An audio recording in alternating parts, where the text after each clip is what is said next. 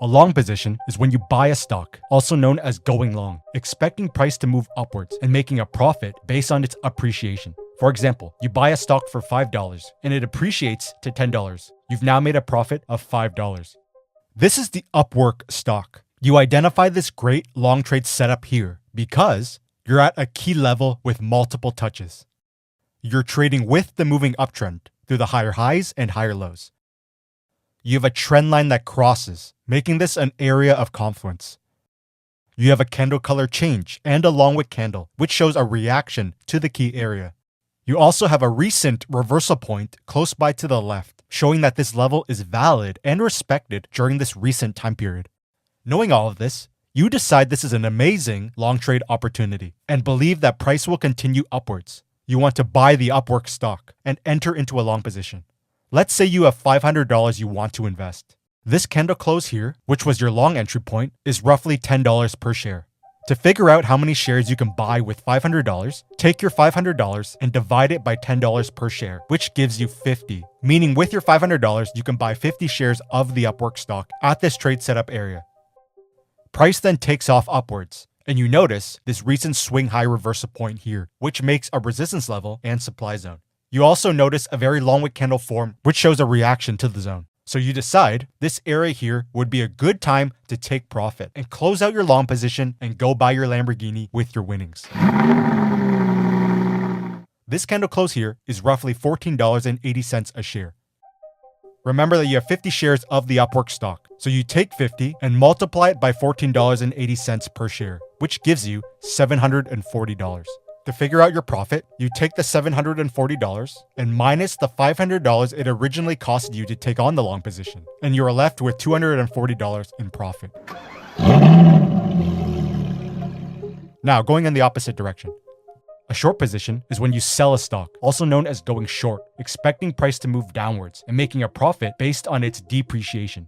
For example, you want to short one share of XYZ stock that is trading at $10 a share. So you need to borrow one share of XYZ stock from your broker, and then you sell it on the open market and pocket $10 from its sale. You now owe your broker one share of XYZ stock. At a later date, XYZ's stock drops from $10 a share to $5 a share. You buy back one share of XYZ stock for $5 and give it back to your broker. You've now made $5 from this short trade, as you previously sold one share for $10, but it only costed you $5 to buy it back and settle your debt with your broker. This is the Funko Pop stock. You notice this recent swing high reversal point here, which gives you a supply zone and resistance zone. As price comes back up, you notice a wide divergence form inside of the zone, which signals a possible reversal is coming. You have a rising wedge pattern, and once it breaks below the pattern and also forms a lower low, you believe price will continue downwards. You then decide you want to open a short position. You have $1,000 you want to use to short the Funko stock. This candle here, which was your short entry point, is roughly $11.80 per share. To figure out how many shares you can short, take your $1,000 and divide it by $11.80 per share, which gives you roughly 84.75.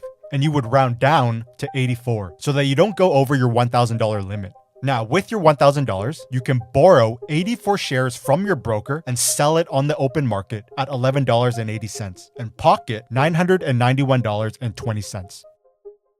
Price then continues downwards, and you notice this recent swing low reversal point here, which makes a support level and demand zone. You decide this area here would be a good time to cover your short position.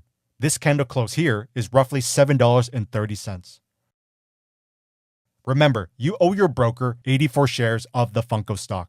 Buying back 84 shares at the market price of $7.30 will cost you $613.20. After you settle your debt with your broker, you take the $991.20 you initially got from selling at the top and you subtract $613.20 from buying back and covering your short position at the bottom. And as a result, you've netted a profit of $378.